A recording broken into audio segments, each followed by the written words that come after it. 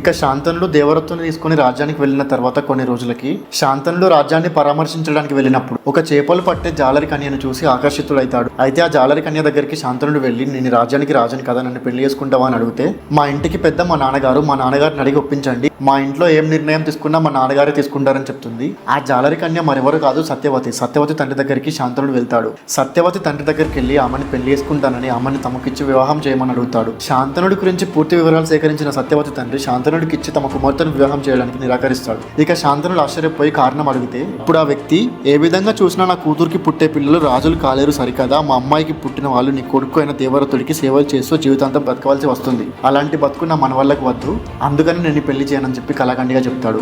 ఇక అతనికి ఏమి చెప్పలేని శాంతనుడు నేరుగా తన నివాసానికి వస్తాడు. సత్యవతిని మర్చిపోలేక ఆ రోజు నుంచి మనసులో బాధపడడం మొదలు పెడతాడు. తండ్రి బాధను చూడలేక దేవరతుడు తన రాజమంత్రి దగ్గరికి వెళ్ళేసి అసలు ఏం జరిగిందని చెప్పి విషయం మొత్తం కనుక్కుంటాడు. ఇక దేవరతుడు తమ తండ్రి సంతోషమే తమకు ముఖ్యమని చెప్పి ఎలాగైనా సత్యవతిని తన తండ్రికి ఇచ్చి పెళ్లి చేయాలని చెప్పి దేవరతుడు సత్యవతి తండ్రి దగ్గరికి వెళ్ళి, నేను రాజునవుతానని మీరు అనుకోవడం వల్లనే కదా సత్యవతిని నా తండ్రికి ఇచ్చి పెళ్లి చేయనంటున్నారు, నేను ఈ జన్మలో రాజునవ్వను, రాజసింహాసనాన్ని అధిరోహించను, మీ కూతురు పిల్లలే రాజులవుతారని చెప్పి దేవరతుడు వాగ్దానం చేస్తాడు. అప్పటికీ సత్యవతి తండ్రి, అయినా సరే నేను ఈ పెళ్లి ఒప్పుకోలేను, సింహాసనం మీరు ఇప్పుడు వద్దన్నా సరే మీ పిల్లలు ఎందుకు వదిలిస్తారు, అధికారం వద్దని ఎవరు అనుకుంటారు, ఆ తర్వాత మీ పిల్లలు మీ నాన్నగారి పిల్లలు పరస్పర వైరాలతో కత్తులతో దూకుంటారు, కత్తులతో దూసుకొని చంపుకుంటారు ఒకరు, అందువల్ల నేను ఈ పెళ్లి ఒప్పుకోలేనని అంటాడు. ఆ సమస్య పరిష్కరించేందుకు దేవరతుడు అప్పటికప్పుడు ఒక నిర్ణయం తీసుకొని భీష్మ ప్రతిజ్ఞ చేస్తాడు. ఆ ఒక్క ప్రతిజ్ఞనే భారతదేశ భవిష్యత్తు మొత్తాన్ని మార్చేసింది. ఆ ప్రతిజ్ఞనే దేవరతుడిని భీష్ముడిగా మార్చేసింది. ఆ ప్రతిజ్ఞే మహాభారతం అనే అద్భుత కావ్య రచన జరిగేలా చేసింది. ఆ ప్రతిజ్ఞే కురుక్షేత్రానికి దారితీసింది.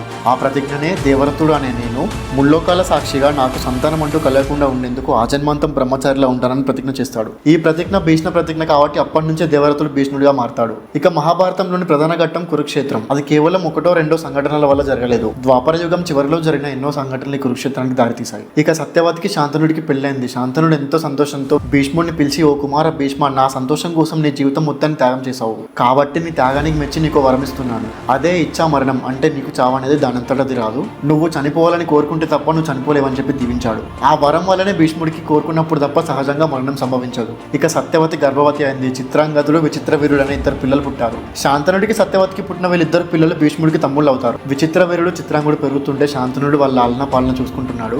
ఇక వాళ్ళన్న భీష్ముడే స్వయంగా వాళ్ళకి విద్యా బుద్ధులు నేర్పిస్తున్నాడు. శాంతనుడు అప్పటికే వయసు మీద పడడంతో ముసలివాడిగా మారిపోతాడు.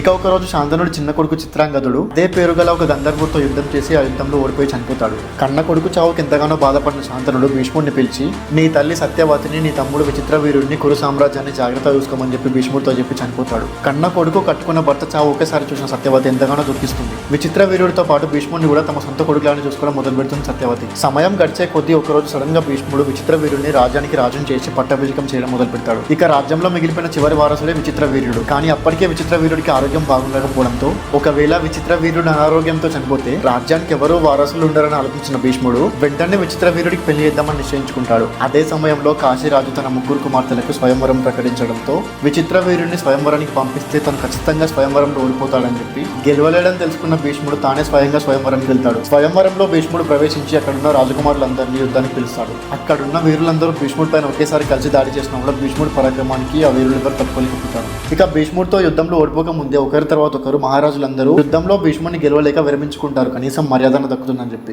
కానీ ఒక్క సాల్వ దేశపు యువరాజు సాల్వుడు మాత్రం చివరి దాకా పోరాడతాడు భీష్ముడితో. సాల్వుడు ఎంత ప్రయత్నించినా భీష్ముడి పైన యుద్ధంలో గెలవలేక కాశీరాజు ముగ్గురు కుమార్తెలను తీసుకెళ్తున్న భీష్ముడితో చిట్ట చివరి వరకు పోరాడి పొలిమేర వరకు పోరాడి ఇక భీష్ముడితో యుద్ధం గెలవలేనని అర్థమై ఓటమి వల్ల కలిగిన బాధను అవమానాన్ని దిగమింగుకొని సాల్వుడు తన సాల్వ రాజ్యానికి తిరిగి వెళ్లిపోతాడు. భీష్ముడు తాను స్వయంవరంలో గెలుచుకున్న ముగ్గురు కన్యలు అంబ, అంబిక, అంబాలికతో కలిసి హస్తినాపురం వైపు తన రథంలో తీసుకుని వెళ్తుండగా అంబ భీష్ముడితో తన మనసులో మాటను బయట పెడుతుంది. ఓ మహావీర భీష్మ, మీరు నన్ను గెలుచుకున్న మాట నిజమే, కానీ నేను సాల్వుడి పైన స్వయంవరంలో మనసు పడ్డాను. అతను కూడా నన్నే ప్రేమిస్తున్నాడు కాబట్టి మీరు నన్ను వదిలేసినట్టయితే నేను సాల్వుని దగ్గరికి వెళ్ళిపోతానని. దానికి వెంటనే భీష్ముడు, అయ్యా ఈ మాట చెప్పడానికి ఎంత ఆలస్యం చేశావమ్మా, కనీసం స్వయంవరంలో చెప్పినా లేదంటే రాజ్యం పొలిమేర వరకు వచ్చినప్పుడు చెప్పినా గానీ ఆ క్షణమే నేను అక్కడే వదిలేసి వచ్చి ఉండేవాడిని. మరో పురుషుడిని ప్రేమించిన నిన్ను నీకు ఇష్టం లేకుండా వేరొక పురుషుడితో వివాహం చేసేంత పిచ్చోని కాదమ్మా నేను. నువ్వు నిశ్చింతగా వెళ్లి సాల్వుని వివాహం చేసుకో అని చెప్పి భీష్ముడి యొక్క రథసారథితో అమ్మను సాల్వరాజ్యానికి సాగనప్పుతాడు భీష్ముడు. ఆ తర్వాత భీష్ముడు హస్తినాపురం చేరుకొని అంబికను, అంబాలికను, విచిత్రవీరుని వీరుడికి ఇచ్చి పెళ్లి చేస్తాడు. ఒకవైపు భీష్ముడి వద్ద నుంచి తిరిగి వచ్చిన అంబను చూసిన సాలుడు,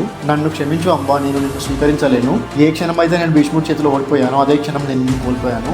ఒకవేళ నేను నిన్ను పెళ్లి చేసుకున్నా కానీ భీష్ముడి చేతిలో ఓడిపోయిన ఓటమే గుర్తొస్తుంది నాకు ప్రతిసారి. నీ పైన నాకు ఆశ లేదు, హక్కు కూడా లేదని చెప్పి సాలుడు అంబని తిరస్కరిస్తాడు. ఇక సాలుడి మాటలకు షాక్ అయిన అంబ బాధతో హస్తినాపురం వైపు వెళ్లి భీష్ముడితో, ఓ భీష్మ, నువ్వు స్వయంవరంలో నన్ను గెలుచుకున్న కారణంగా సాలుడు నన్ను తిరస్కరించాడు. దానితో పుట్టినింటికి వెళ్ళలేక, ప్రేమించిన వాడితో ఉండలేక, ఎటు వెళ్లాలో తెలియక అసలు ఈ పరిస్థితికి కారణం నువ్వే, కాబట్టి నువ్వే నన్ను పెళ్లి చేసుకోవాలని అడుగుతుంది. అప్పటికే తన చెల్లెళ్ళిద్దరు అంబిక అంబాలికతో విచిత్ర వీరుడికి పెళ్లైపోతుంది. ఇక చేసేదేం లేక భీష్ముడు విచారించి అంబతో, అంబా, నీ పరిస్థితి నేను అర్థం చేసుకోగలను, నా వల్లే నీకు దుస్థితి వచ్చింది అంటున్నావు, కానీ నేను నిన్ను కేవలం క్షమాపణలు మాత్రమే కోరగలను. నేను చేసిన భీష్మ ప్రతిజ్ఞ కారణంగా రాజ్యానికి దూరంగా ఉంటూ ఆజన్మంతం బ్రహ్మచారిగా ఉంటానని ఈనాడు ప్రతిజ్ఞ చేశాను. స్వయంవరానికి వచ్చింది కూడా నా కోసం కాదు, నా తమ్ముడు విచిత్ర వీరుడి పెళ్లి కోసం. అందువల్ల నేను నిన్ను స్వీకరించలేను. నీకు నచ్చిన చోటికి ఎక్కడికైనా వెళ్ళి స్వేచ్ఛగా బతుకు అని చెప్తాడు.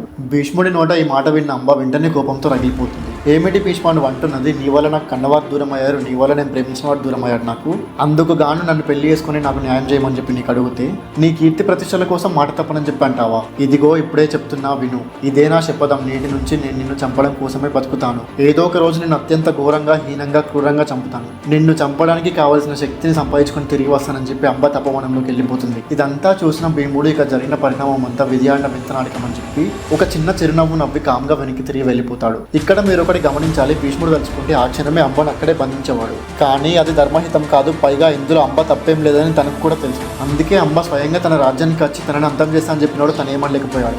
అదే భీష్ముడి యొక్క సంస్కారం. ఆ తర్వాత విచిత్ర వీరుడు అనారోగ్యం ముదిరి చనిపోతాడు. అంబా అంబాలిక ఇద్దరు విధవరాలు అవుతారు. ఇక రాజ్యానికి రాజు లేడు, వారసులు లేడు. విచిత్ర వీరుడి మరణంతో రాజ్యానికి రాజులు లేక భార్యలు ఇద్దరు విధవరాలు అవుతారు కదా. ఈ రాజ్యాన్ని పరిపాలించేది ఎవరో నెక్స్ట్ పార్ట్లో తెలుసుకుందాం. భీష్ముడు ఎలాగో తాను చేసిన ప్రతిజ్ఞ కారణంగా సింహాసనం ఎక్కలేడు. రాజ్యాన్ని అలాగే వదిలేస్తే శత్రు రాజ్యపు రాజులు రాజ్యాన్ని ఆక్రమించుకుంటారని తెలుసుకున్న భీష్ముడు తర్వాత రాజ్యానికి ఎవరిని రాజుని చేస్తాడో మనం నెక్స్ట్ పార్ట్లో తెలుసుకుందాం. అంటిల్ దెన్, దిస్ ఈస్ అస్ట్రిత్ signing off. Bye bye for now.